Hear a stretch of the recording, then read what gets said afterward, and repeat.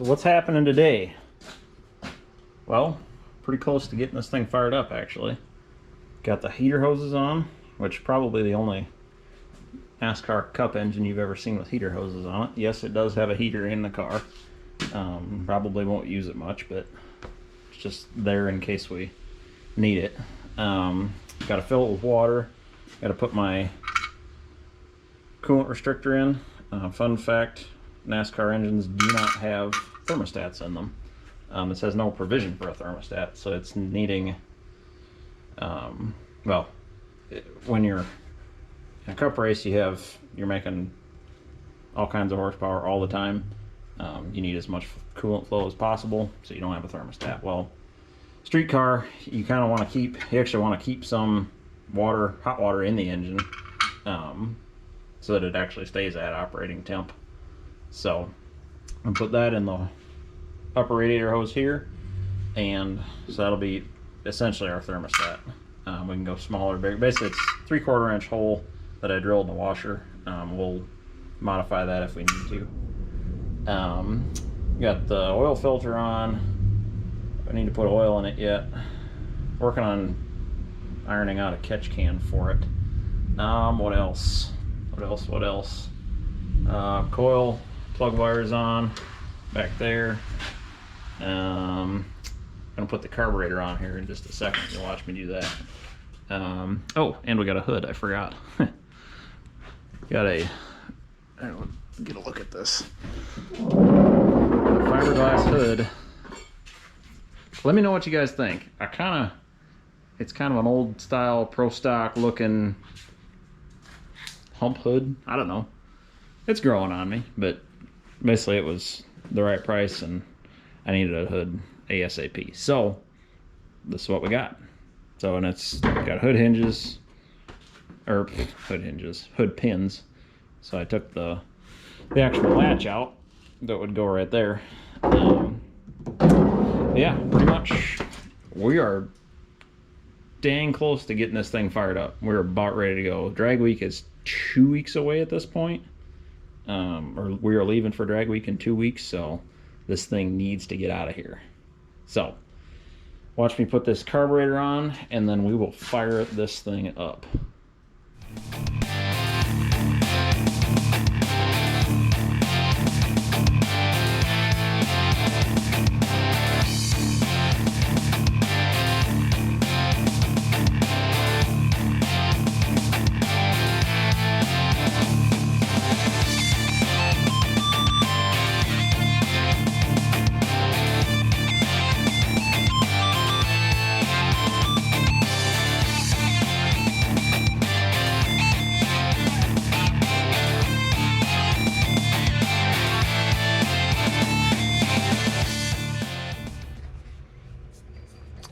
Nice thing about having a dry sump system is that you can take you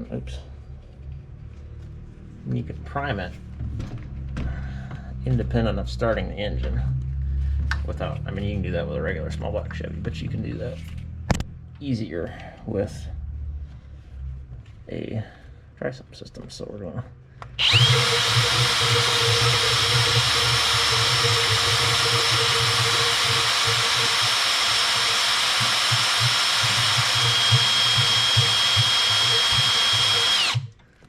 and it's pretty much already primed. I primed it a little bit before I started this video, but you get the gist.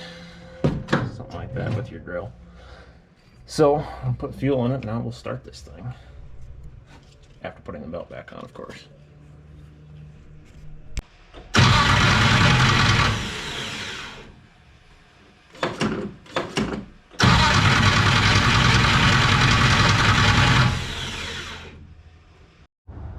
So what you guys saw there was engine failed to start. Well, what happened? Well, we had no ignition, that I later came to find out, and been troubleshooting the box and all the wiring, and since that's all new to the car, been troubleshooting that, and came to figure out that I had low voltage as I was cranking it at the signal wire. So as you're cranking it, the digital MSD boxes are very sensitive to, I think it's like a 10 volt threshold. If they drop below that 10 volts at all, they shut off. So, and I was like right at that 10.1 volt threshold where it was, I mean, margin of error within your meter or your measuring device. So got a new battery and wired it just a little bit differently. I actually had to run ran a dedicated ground all the way back to the battery like they ironically specify in their instruction manual. Go figure. So wired it up like they specified and actually got the engine to fire. I didn't take video of that because I was just kind of messing around. But I will get this thing fired up now. Actually, I gotta put oil back in it. I had one of the fittings on the dry sump line was leaking. Or actually, it was the hose. The hose had like pinholes in it because it was a gently used hose from some unknown place. So, got that fixed. Gonna put oil in it, and we will get this thing fired up. So here we go.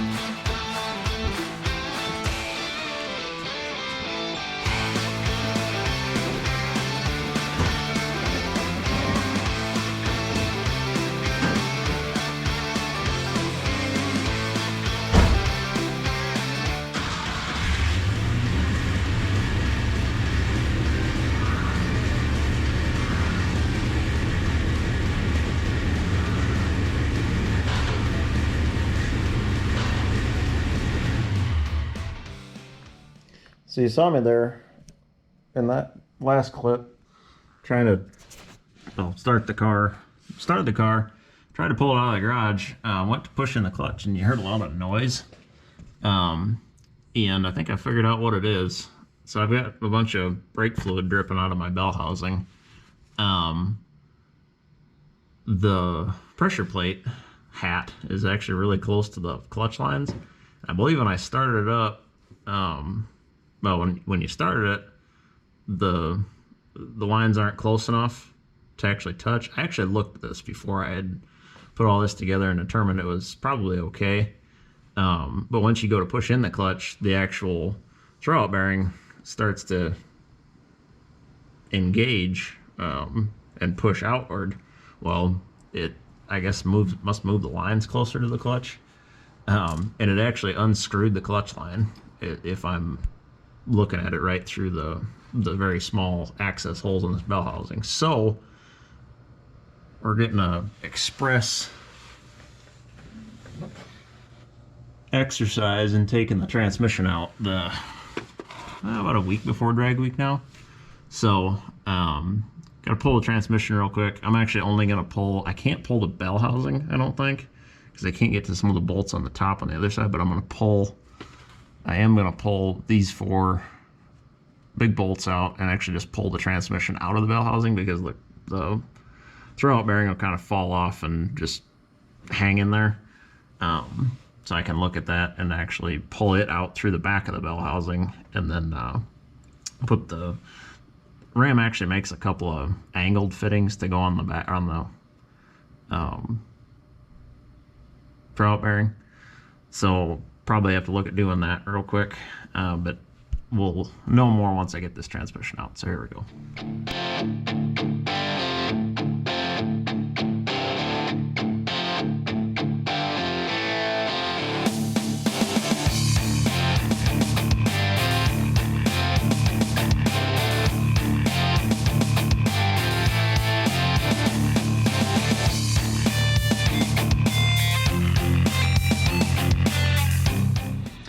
So I got the trans out. You can actually see kind of what I was expecting had happened. If you see right there, right next to the adjusters, the white things, there's kind of a ring of bare metal. Well, that was what hit our clutch lines here, and kind of nicked up the one. It doesn't look like it made it through the nylon. It just kind of took the sheathing off of it, so I'm going to wrap that up. We're going to bleed it here in a minute, and I'll check, make sure it doesn't leak, but I'm going to wrap that up in a rag to make sure that if it does burst, that it's not spraying everything all over the clutch disc. But basically it whacked the ends of the fittings here and got them loose, so just put them back on. But the fix is this. I got throwout bearing.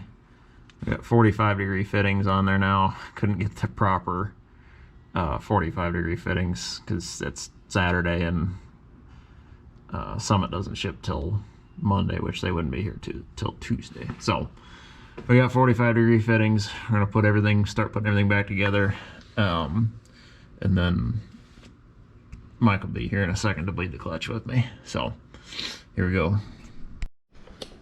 So here it is again. We've got the transmission back in. We're just start it up and actually take it outside for the first time. So hopefully we got our transmission, our throwout bearing issue alleviated. So here we go.